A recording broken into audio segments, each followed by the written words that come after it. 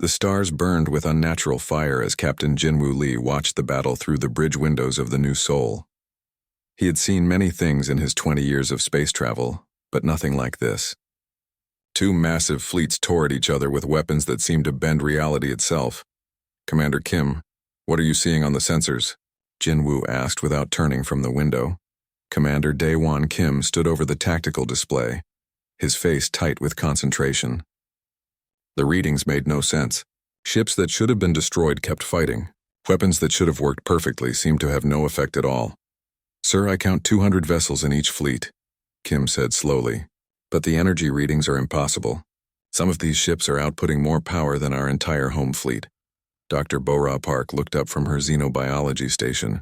"Captain, I'm detecting two completely different types of technology. One fleet seems to be using crystalline-based systems. The other appears to be biomechanical." Jinwoo nodded and turned to his communications officer. "Any response to our hails?" "Nothing, sir. They either can't hear us or don't care." The human exploration ship New Seoul had been traveling through the Centauri drift when they detected the massive energy signatures. What they found was a war unlike anything in human history. The two alien fleets moved with deadly grace, their weapons creating light shows that could be seen from dozens of light years away. A crystalline ship that looked like a giant diamond fired a beam of pure white energy. The beam struck a biomechanical vessel that resembled a massive sea creature. The bioship's hull bubbled and changed, absorbing the energy and growing larger. In response, the bioship launched what looked like living missiles that moved like angry fish through space. The crystal ship's surface shifted and changed, becoming mirror-like. The biomissiles struck and simply bounced off, their explosive power redirected back at their own fleet. "Did you see that?" Dr. Park said, her voice full of wonder and horror. "Both sides are adapting to each other's attacks in real time." Kim was recording everything, his tactical mind working furiously. The crystal ships change their structure to counter whatever hits them. The bioships evolve new defenses and weapons as they fight. No wonder this battle is lasting so long. More ships joined the fight from both sides. Jinwoo counted at least 50 different weapon types being used. Energy beams that twisted through dimensions, living creatures that ate metal, crystal formations that grew across enemy hulls like cancer, and bioacids that could melt through anything. But for every attack there was a defense. For every new weapon there was a counter. The battle was like watching two gods who were perfectly matched, fighting for eternity. "Captain," said the communications officer, "I'm picking up civilian signals. There are refugee ships caught in the middle of this." Jinwoo's blood ran cold. On the main screen he could see smaller vessels trying to escape the battle zone. They moved slowly compared to the warships filled with families and children who had nothing to do with this ancient war. "Can we help them?" he asked. Kim checked the tactical display. "Not without getting between those two fleets. Sir, some of those weapons could destroy us just by being near them." They watched helplessly as the civilian ships tried to find safe passage. The warships paid them no attention, too focused on their eternal dance of death. A crystal vessel fired a weapon that created a small black hole. The black hole pulled in debris and energy before collapsing, but not before 3 refugee ships were caught in its pull. Dr. Park turned away from her screen. Those ships had thousands of people on them. The battle continued for 6 more hours. Jinwoo ordered his ship to stay at a safe distance but close enough to record everything. What they saw defied everything humans thought they knew about warfare. The crystal ships could reshape themselves into any form needed. When bioships launched swarms of fighter creatures, the crystal vessels became vast nets to catch them. When the nets were dissolved by bioacid, the crystal ships became spears to pierce through enemy hulls. The bioships were equally impressive. They healed from damage in minutes, grew new weapons to counter enemy attacks, and even absorbed destroyed enemy vessels to become stronger. Some bioships split into multiple smaller vessels when damaged, each one carrying different weapons. But the most terrible thing was the waste. Both sides fought with unlimited resources and unlimited fury. Ships that could have housed millions of people were destroyed without thought. Weapons that could have powered entire worlds for centuries were used to create pretty explosions. "How long has this been going on?" Dr. Park asked. Kim had been analyzing the battle patterns and energy signatures. "Based on the tactical evolution I'm seeing, this specific battle has lasted 3 days. But the technology suggests these two sides have been fighting for much longer, maybe hundreds of years." Or thousands, Dr. Park added quietly. As they watched, something changed in the battle. Both fleets seemed to reach some kind of decision at the same time. The largest ships from each side moved toward each other, charging weapons that made space itself ripple.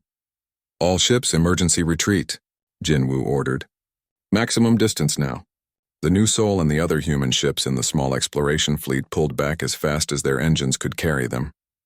Behind them, the two massive vessels collided in a burst of light that briefly outshone the local star. When the light faded, both ships were gone. In their place was the expanding cloud of radioactive gas that would be deadly for centuries. The surviving ships from both fleets simply regrouped and continued fighting as if nothing had happened. My God, Dr. Park whispered. They just killed millions of their own people and they don't even care. Kim was still recording, still analyzing. His face was pale but determined. Captain, we need to get this information back to Earth. Command needs to see this. Jinwoo nodded slowly. He looked one last time at the ongoing battle, at the waste and fury and endless cycle of violence. Set course for home. Best speed. As the New Soul jumped to faster-than-light travel, Jinwoo couldn't shake the feeling that they had just witnessed something that would change everything. Two alien civilizations locked in a war that neither could win, neither could lose, and neither could stop.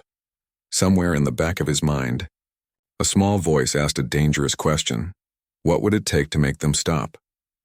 3 months after returning to Earth, Commander Daewon Kim found himself staring at holographic displays in a secret military facility. The data from the Centauri drift battle filled dozens of screens around him. Every weapon, every tactic, every movement had been analyzed and catalogued. Admiral Soo-Jin Choi walked into the room, her expression serious. Commander Kim, I've read your reports. Tell me you have better news than what's written here. Kim turned from the displays. I wish I did, Admiral. The situation is worse than we first thought.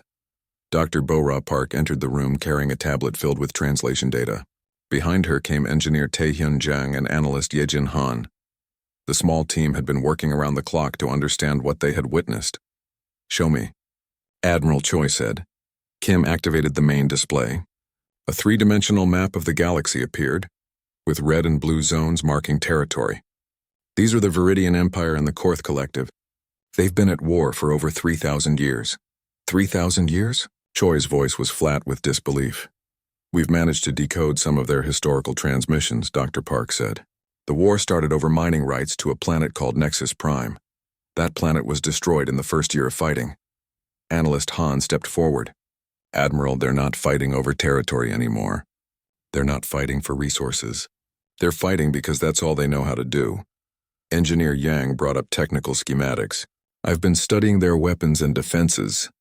The Viridians use crystalline technology that adapts to any attack.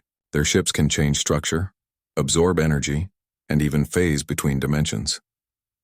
The Korth are biological, Dr. Park added. Their ships are living creatures that evolve in real time. They can grow new organs, develop new weapons, and heal from almost any damage. Kim highlighted sections of the tactical data. Here's the problem. The Viridians have adapted so perfectly to biological attacks that Korth weapons barely scratch them.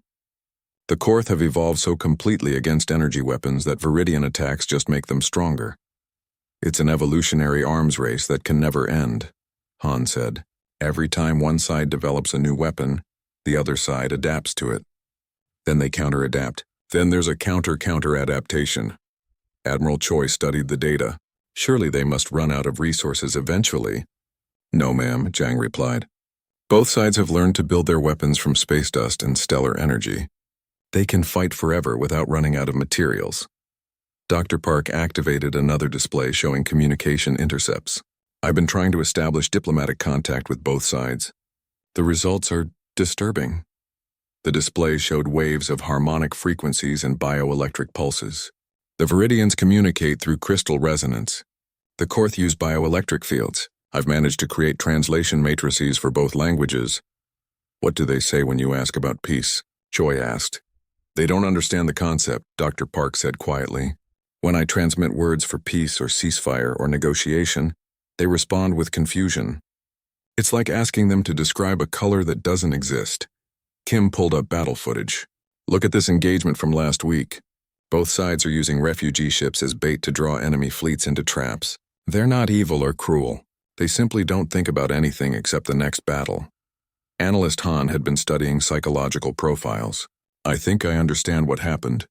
Both species have been fighting for so long that war became their entire culture. Viridian children are born in crystal formations that are designed as weapons. Korth offspring develop inside biological ships. They don't have civilians anymore, Dr. Park added. Everyone is either a warrior or a weapons manufacturer. They've forgotten how to be anything else. Engineer Zhang activated a new set of schematics. I've been thinking about this problem from a technical angle. Their weapons are too sophisticated. They adapt and evolve and learn. But what if we used weapons that don't do any of those things? Explain, Admiral Choi said. Simple kinetic weapons. Chemical explosives. Nuclear warheads. Old-fashioned steel and fire. Zhang's eyes lit up with engineering enthusiasm. Weapons that are too stupid to adapt. Kim nodded slowly. I've been running simulations. Viridian crystal technology adapts to energy patterns and dimensional fluctuations, but it can't adapt to a simple chunk of metal moving very fast. Korth bioships evolve defenses against energy weapons and biological attacks, Han added, but they don't have any evolution for dealing with basic nuclear fusion. Their cells would just die. Dr. Park looked uncomfortable. Are we talking about intervening in an alien war? That seems incredibly dangerous. Admiral Choi was quiet for a long moment. How many people have died in this war? Conservative estimate based on ship losses and population data? Kim checked his calculations. 2 trillion Viridians and 3 trillion Korth over the past 1,000 years. And it will continue forever unless someone stops it? Yes, ma'am. We've run every possible scenario. There is no natural end to this conflict. Engineer Zhang brought up design specifications. I could have a fleet of simple kinetic kill vehicles ready in 6 months. Railguns, missile cruisers, nuclear bombers. Nothing fancy, nothing that adapts. The political situation is also interesting, Analyst Han said. Both sides have been fighting for so long that they've forgotten most other species exist. They wouldn't expect intervention from anyone. Dr. Park was still worried. What if we make things worse? What if both sides unite against us? Kim had considered this. Based on their psychology profiles, that's unlikely. They've been fighting each other for 3 millennia. They literally don't know how to work together anymore. Admiral Choi walked to the window and looked out at the stars. Commander Kim, you're asking me to authorize an attack on 2 alien civilizations that each have fleets larger than anything humanity has ever built. Yes, ma'am. With simple weapons that any first-year engineering student could design. Yes, ma'am. Against enemies who have been perfecting the art of war for longer than human civilization has existed. Yes, ma'am. Choi turned back to the room. Dr. Park continued trying to establish diplomatic contact. If either side shows any willingness to negotiate, we'll try that first. And if they don't, Kim asked, then we'll do something that's probably going to get us all killed, Choi said grimly. Engineer Zhang, start building your simple weapons. Commander Kim, start planning an intervention strategy. Dr. Park activated her communication array one more time. She broadcast messages of peace and negotiation toward both fleets. The responses came back quickly from the Viridians. Crystalline harmonics that translated roughly as unknown vessels will be classified as Korth allies and destroyed. From the Korth, bioelectric pulses meaning unidentified ships will be consumed to feed the fleet organism. Dr. Park turned to Admiral Choi. Ma'am, I don't think diplomacy is going to work. Choi nodded grimly. Then we do this the hard way. God help us all. As the team prepared to leave, Kim remained behind, staring at the tactical displays. Somewhere out in space, the eternal war continued. Ships died, people died, and tomorrow it would all happen again, unless someone was willing to do something stupid enough to work. 6 months later, Commander Daewon Kim stood on the bridge of the battleship Soul Hammer, watching his fleet prepare for something no human had ever attempted. Around him, 200 human warships moved into position near the Helix systems where the ancient war was reaching another peak of violence. General Lim, are your Marines ready? Kim asked into his communicator. General Haiwan Lim's voice crackled back from the assault carrier Tiger Bay. My people are locked and loaded, Commander. Though I still think you're all crazy. Pilot Minho Kang checked in from his fighter squadron. Red Squadron reporting. All birds are armed with simple kinetic torpedoes. No fancy electronics, just explosive metal tubes. Strategist Yoon-ji Seo looked up from her tactical display. Sir, both alien fleets are positioning for another major engagement. Perfect timing for us to make our entrance, Kim nodded. The human fleet looked primitive compared to the alien vessels. Their ships were made of simple steel and titanium. Their weapons were chemical rockets, railguns, and nuclear warheads. No energy shields, no adaptive armor, no evolutionary weapons. Admiral Choi was right to stay behind, Kim muttered. This is probably going to get us all killed. Engineer Taehyun Jang's voice came from the engineering deck. All weapon systems are green, sir. The beauty of simple technology is that it almost never breaks down. Through the main view screen, Kim could see the two alien fleets moving toward each other. The Viridian ships looked like floating crystal cathedrals, their surfaces shifting between different geometric patterns. The Korth vessels resembled giant sea creatures, their biohulls pulsing with internal light. Open a channel to both fleets, Kim ordered.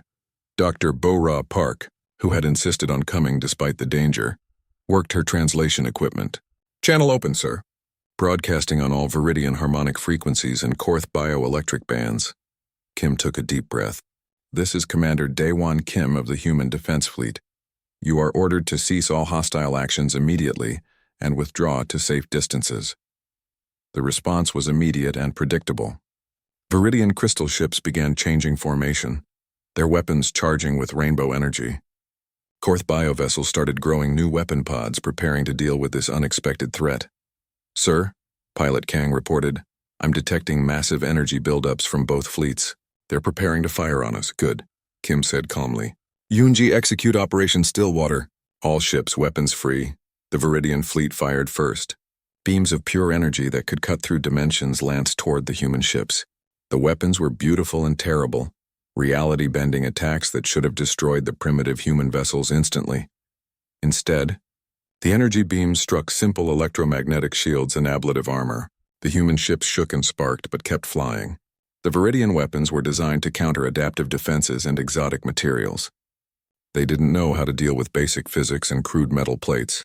The Korth fleet launched their bioweapons next.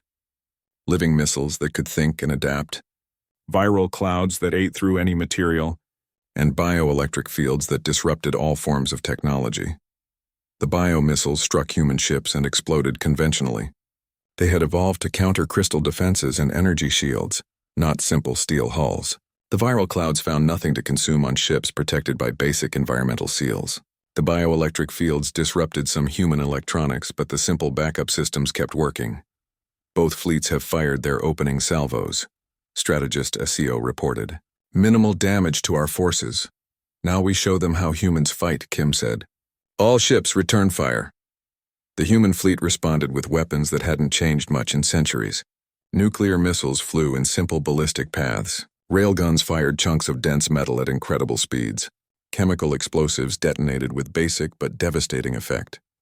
A Viridian crystal cruiser tried to adapt its structure to counter the incoming nuclear warhead. The crystal formation shifted and flowed, preparing to absorb energy and redirect force. The nuclear weapons struck and simply vaporized the entire ship in atomic fire.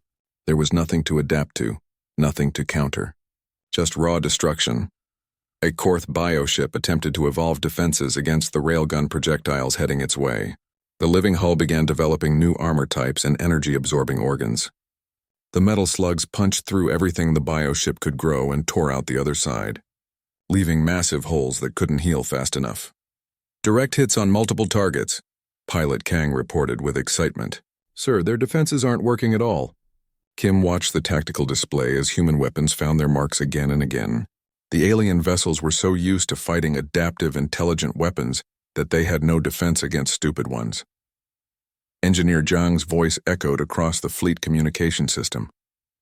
All ships, remember our motto, if brute force isn't working, you're not using enough of it.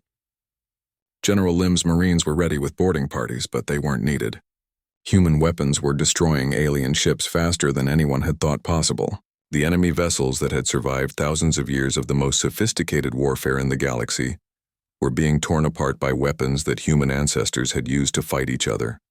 A massive Viridian dreadnought, the size of a small moon, turned all its weapons on the human flagship Soul Hammer. Crystal formations across its hull began generating a weapon that could unmake matter at the atomic level. Kim ordered evasive maneuvers, but the ship was too large to dodge completely. "All hands, brace for impact." The reality-destroying beam struck the Soul Hammer's ablative armor and fizzled. The weapon was designed to counter exotic matter and energy constructs. It couldn't unmake simple iron and carbon because there was nothing exotic about them to unmake. "Return fire, full spread," Kim ordered. The Soul Hammer launched every nuclear weapon in its arsenal. 50 warheads flew toward the Viridian dreadnought, their simple chemical rockets leaving bright trails through space. The massive crystal ship tried desperately to adapt. Its hull shifted through dozens of configurations, each one designed to counter a different type of energy weapon. But nuclear fusion wasn't an energy weapon that could be countered. It was just physics. 50 miniature suns bloomed against the dreadnought's hull. When the light faded, the enormous ship was gone, replaced by an expanding cloud of superheated gas. On the other side of the battlefield, a Korth biocarrier the size of a city was launching swarms of fighter creatures. Each one was a living weapon that could evolve new attacks in real time. Pilot Kang led his fighter squadron straight into the swarm. Red Squadron armed chemical warheads. These things have never seen simple explosive compounds. The human fighters were crude compared to the alien vessels. They had chemical rockets instead of reality drives, simple computers instead of thinking machines, and pilots instead of AI systems. But they were fast and deadly. Kang's squadron tore through the biofighters like a chainsaw through silk. The living weapons tried to evolve defenses against energy beams and exotic attacks, but human fighters used simple machine guns and explosive missiles. The bio-creatures had no evolutionary response to basic chemistry and kinetic force. "Target destroyed," Kang reported as the biocarrier exploded behind him, moving to next target. Within 2 hours, the human fleet had destroyed more enemy vessels than either alien faction had lost in the previous century. The remaining Viridian and Korth ships began retreating, their crews presumably trying to understand what had just happened. "Sir," Strategist SEO said, "we're receiving communication attempts from both fleets." "Put them through," Kim ordered. The Viridian message came as confused crystal harmonics that Dr. Park translated. "Unknown weapon makers. Your destruction tools follow no pattern we understand. What manner of adaptation allows such devastation?" The Korth message was equally bewildered. "Flesh things and metal shells, your killing methods resist all evolution. How do you create weapons that cannot learn?" Kim smiled grimly. "Dr. Park, send this message to both fleets. We don't make weapons that adapt. We make weapons that work." As the alien fleets retreated to safe distances, Kim looked out at the battlefield. Debris from dozens of destroyed ships floated in space, the remains of vessels that had been considered invincible just hours ago. "Commander," Strategist Seo said quietly, "what do we do now?" Kim studied the tactical display, where the two alien fleets were regrouping at opposite ends of the system. They weren't fighting each other anymore.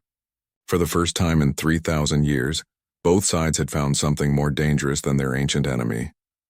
"Now we see if they're smart enough to listen," Kim said, "or if we have to teach them the hard way that some wars need to end." 2 weeks after the battle at Helix Systems, Ambassador So Young Moon sat in a specially constructed meeting chamber aboard the diplomatic vessel New Harmony.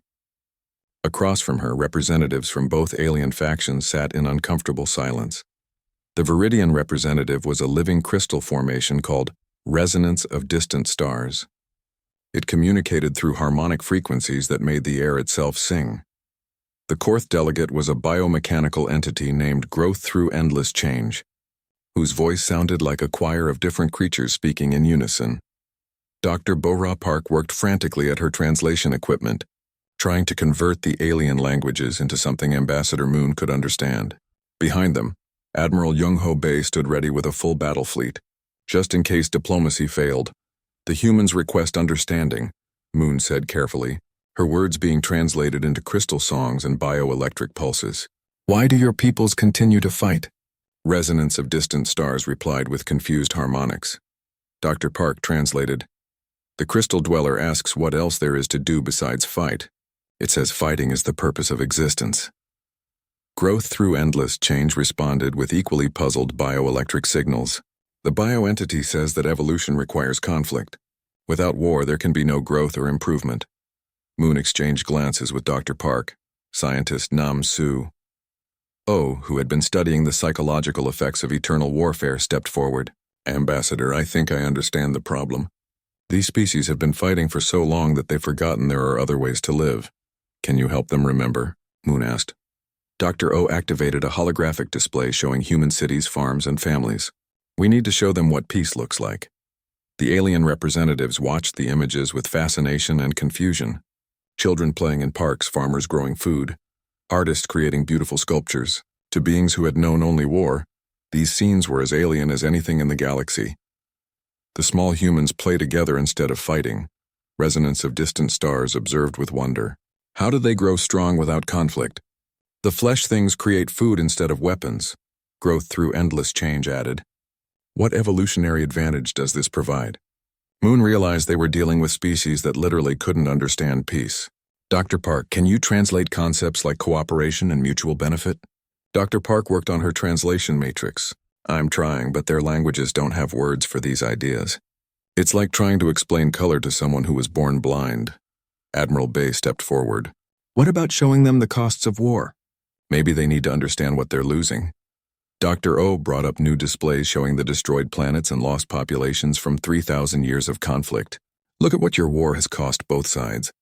Entire worlds turned to ash. Billions of people who will never be born because their ancestors died in battle. The alien representatives studied the data with what seemed like genuine surprise. They had been so focused on tactical considerations that they had never calculated the total cost of their eternal war. The crystal homes that sing no more. Resonance of distant stars said sadly. We had not considered their silence.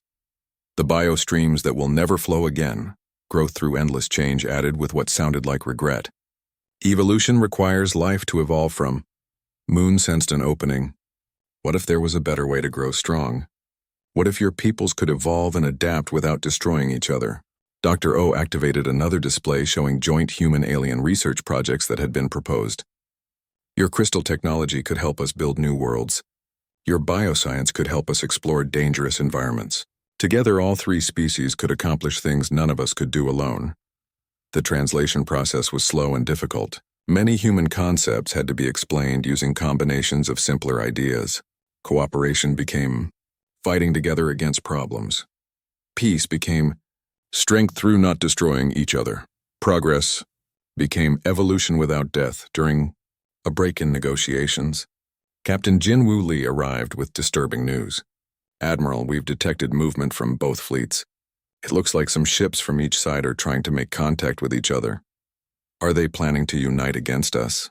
Bay asked. No, sir. It's stranger than that. They seem to be trying to negotiate with each other for the first time in centuries. Moon felt a glimmer of hope. Maybe our intervention shocked them enough to start thinking differently. Dr. Park had been monitoring alien communications. I'm picking up transmissions between the fleets. They're asking each other about human weapons and tactics. They want to understand how we defeated them so easily. And what are they concluding? Moon asked. They're realizing that their weapons are too complicated. Both sides have been trapped in an evolution spiral, making their technology more and more complex to counter each other. Human weapons work because they're simple. Dr. O looked excited. That's the key.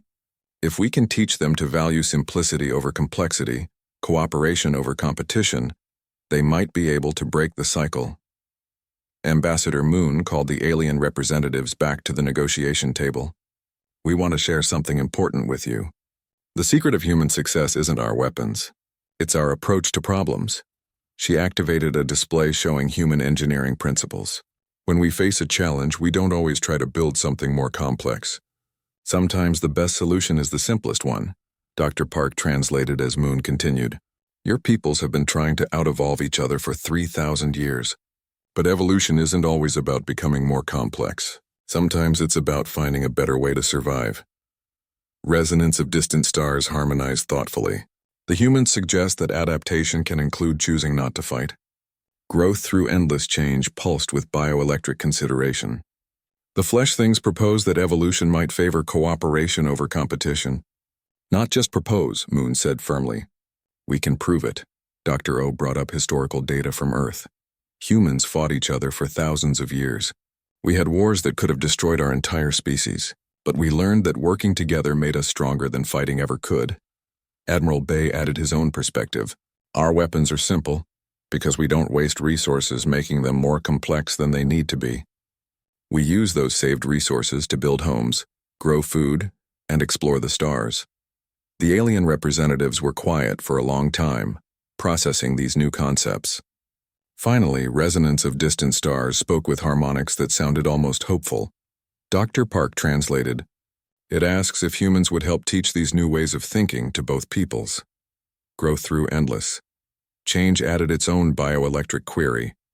It wants to know if cooperation evolution can be learned by species that have only known conflict evolution. Moon smiled. "That's exactly what we're here for." Admiral Bay stepped forward. "But first, both fleets need to stop shooting at each other long enough for this to work. Can your peoples agree to a ceasefire?" The question sparked intense discussion between the alien representatives. They communicated rapidly in their own languages, the crystal being singing complex harmonies while the bio-entity pulsed with changing colors. Finally, both representatives turned back to the humans. "Our fleets will agree to stop fighting," Dr. Park translated. "On one condition. Humans must promise to protect both sides from each other during the learning period." "They don't trust each other not to attack," Dr. O observed. 3,000 years of war isn't easily forgotten. Moon looked at Admiral Bay, who nodded grimly. "Tell them that human fleets will patrol the border between their territories. Anyone who breaks the ceasefire will face our simple weapons again." As the agreement was broadcast to both alien fleets, Captain Lee reported something remarkable. "Ambassador, I'm detecting ships from both sides moving toward the neutral zone. They're not coming to fight. They're coming to watch." On the view screen, hundreds of alien vessels from both factions gathered at a safe distance from each other. For the first time in 3 millennia, Viridian and Korth ships occupied the same space without trying to destroy each other. "Now comes the hard part," Moon said quietly. "Teaching 2 warrior species how to live in peace." Dr. O was already preparing educational programs. "We'll start with simple cooperation exercises, joint exploration missions, shared research projects, cultural exchanges." "And if someone breaks the ceasefire?" Bay asked. Moon's expression was determined. "Then we remind them why simple weapons are sometimes the most effective ones." 5 years had passed since the end of the Eternal War, and Fleet Admiral Jinwoo Lee stood on the bridge of the peacekeeping vessel Unity's Dawn, watching something that still amazed him every day. Through the view screen, he could see Viridian crystal ships and Korth biovessels working side by side, their combined fleets protecting a convoy of refugee ships heading toward New Haven Colony. "Admiral," called his communications officer, "we're receiving a priority message from President Shin on Earth." Lee nodded. President Yuri Shin had become Earth's first representative to the Galactic Peace Council, a position that didn't exist until humans created it. "Put her through." Shin's image appeared on the main screen, her face showing both pride and concern. "Admiral Lee, how are things progressing with the integration fleet?" "Better than anyone expected, Madam President," Lee replied. "Yesterday, a Viridian crystal smith and a Korth bioengineer successfully designed a new type of terraforming ship together. They're calling it a Harmony vessel." Behind Lee, Commander Daewon Kim looked up from his tactical station. Kim now headed the Galactic Peace Enforcement Division, a job that required him to think about preventing wars instead of fighting them. "The real test came last month," Kim added. "Pirates attacked a joint research station in the Outer Rim. Both Viridian and Korth defense fleets responded immediately. They coordinated their counterattack perfectly." President Shin smiled. "Dr. Park's cultural exchange programs are working then?" Dr. Bora Park's voice came from the communication system. She was currently aboard a Korth bioship, studying how their living technology could be used for peaceful exploration.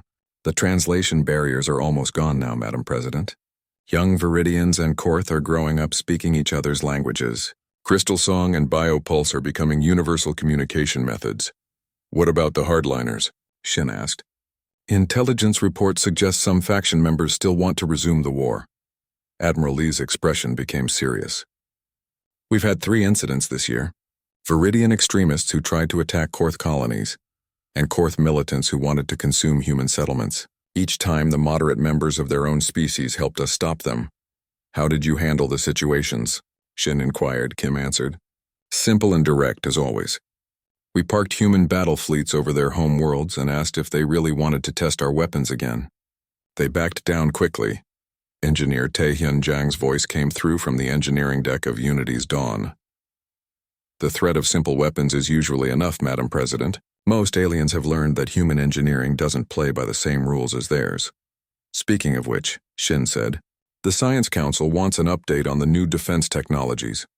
Lee activated a tactical display showing the current fleet positions. We've got human peacekeeping ships stationed throughout the galaxy. Most of them are using upgraded versions of the same simple weapons that ended the war: nuclear missiles, railguns, chemical explosives. The aliens keep trying to develop counters to our weapons, Jang added with amusement. But how do you counter a chunk of metal moving really fast? Some problems have simple solutions, Dr. Park interrupted from her bio ship. Admiral, I'm getting reports of a new situation developing in the spiral arm sectors. The Nexus Confederation is threatening to attack the Shell Collective. Lee sighed. More aliens who think war is the only solution to their problems? It appears so. Both sides have been building fleets for months. Their weapons are highly advanced, using quantum entanglement and dimensional manipulation. Kim was already analyzing the tactical data. Sounds familiar. Another case of two species who've evolved their weapons beyond the point of effectiveness. President Shin leaned forward on the screen. Can the Viridians and Korth help with diplomatic solutions? Already on it, Dr. Park replied. Resonance of distant stars and Growth Through Endless Change are preparing a joint peace mission. They want to share what they've learned about cooperation. Lee smiled. It's strange how quickly the students become teachers. An alarm sounded on the bridge. Pilot Min-ho Kang's voice came through from his patrol fighter. Admiral, I'm detecting massive energy buildups in the Nexus Shell border zone. Looks like both sides are preparing for battle. How long until our peacekeeping fleet can get there? Lee asked. 18 hours at maximum speed, Kim replied. The battle will be over by then, Kang reported. These new aliens have some seriously destructive weapons. They could wipe out entire star systems. Lee made a decision that had become routine over the past 5 years. All ships prepare for immediate jump to the conflict zone. We're going to stop another pointless war. President Shin looked concerned. Admiral, are you sure about this? You'll be facing two completely unknown alien technologies. Madam President, Lee said with a slight smile, 5 years ago we stopped a 3,000-year war using weapons that any human engineer could build in a garage. I think we can handle a couple of new species who think complicated equals effective. Engineer Jang was already preparing weapon systems. All human ships report ready, Admiral. Standard loadout of simple kinetic weapons and nuclear devices. The Viridian and Korth support fleets are also ready, Kim added. They're volunteering to help with the peacekeeping mission. Lee looked out at the combined human-alien fleet. Crystal ships that could reshape reality worked alongside biovessels that could evolve new abilities. All of them protected by simple human warships that could destroy anything they couldn't adapt to. President Shin will contact you after we've convinced these new aliens to try talking instead of shooting. As the Unity's Dawn prepared to jump to the new conflict, Lee reflected on how much had changed. The galaxy was still full of species who thought war was the answer to everything, but now there was an alternative. The human peacekeeping fleets didn't conquer planets or demand tribute. They simply showed up wherever wars were starting and asked a simple question. Do you really want to fight, or would you prefer to try something that actually works? Most species chose to try talking. The ones who didn't quickly learned why simple weapons were often the most effective ones. Jump in 3, 2, 1. The peacekeeping fleet disappeared into faster-than-light travel, heading toward another war that needed to be stopped. As they traveled through hyperspace, Lee received a message from the newest conflict zone. Both the Nexus Confederation and Shell Collective had detected the approaching human fleet. Instead of continuing their battle preparations, they were requesting immediate diplomatic talks. Apparently, word of human peacekeeping methods had spread throughout the galaxy. Lee smiled and turned to his communications officer. Contact both alien fleets. Tell them we're here to help them find a better solution than blowing each other up. And if they refuse to negotiate? The officer asked. Then we remind them that some problems have very simple solutions, Lee replied. But I don't think that will be necessary. Most species are surprisingly reasonable when you give them a choice between peace and dealing with weapons that don't care how advanced their defenses are. As the peacekeeping fleet dropped out of hyperspace near the two alien fleets, Lee watched the enemy vessels immediately power down their weapons and move to safe distances. "Admiral," Kim reported, "both sides are requesting immediate peace talks. They want human mediation." "Good," Lee said. "Contact Dr. Park and ask her to prepare another cultural exchange program. It looks like we're about to make some new friends." The war that no one could halt had been stopped by humans who refused to accept that some conflicts couldn't be solved. Now, 5 years later, that same simple determination was spreading peace throughout the galaxy. One reasonable conversation at a time. Sometimes the best weapon was knowing when not to use one.